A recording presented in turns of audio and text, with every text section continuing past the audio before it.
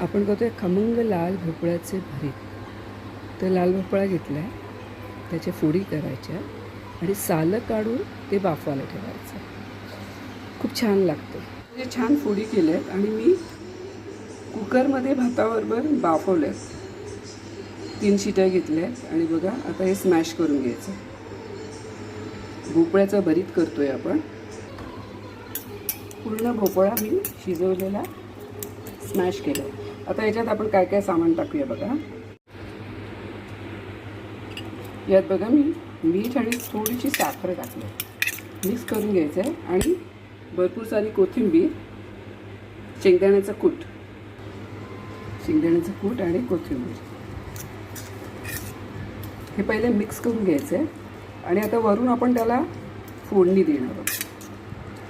तुम्हाला जर ओला नारळ पाहिजे असेल तर ओला नारळ पण याच्यात घालू शकता.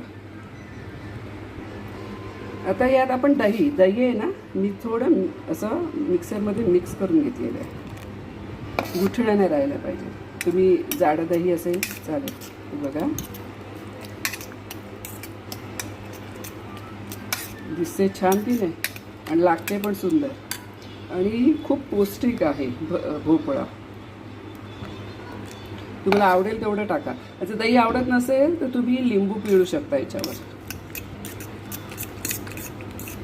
आता मी याला फोडणी देणार आहे. आता बघा मी तुपाची फोडणी देते. तुम्ही तेलाची पण देऊ शकता.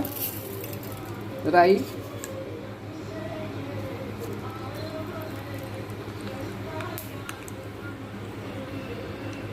मोहरी तडतडली की जिरं टाकायचे. जिरं टाकले मी आणि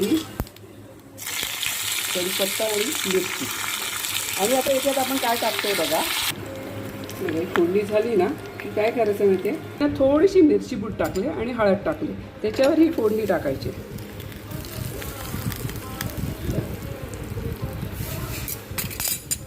मिक्स करून घेऊया. थोडीशी मिरची, आता ही मिरची पूड ऑप्शनल आहे, तुम्ही नुसतं हळद टाकू शकता, पण तो थोडा कलर छान येतो आणि थोडंसं तिखट. प्रत्येकाची आवड. जर तुम्हाला मिरची पूड नको असेल तर नुसतं हळद टाका. मिरची तर आपण थोडी टाकलीच आहे फोडणीला. बघा किती सुंदर दिसते ना. आणि दह्याला ते फोडणी आली की दह्याला एक खमंगपणा येतो. तर हे असं खमंग लाल भोपळ्याचं भरीत तयार आहे. तुम्ही घरी नक्की करून बघा आणि करा, लाईक करा आणि कसं झालं ते मला सांगा. लाईक आणि शेअर करायला विसरू नका.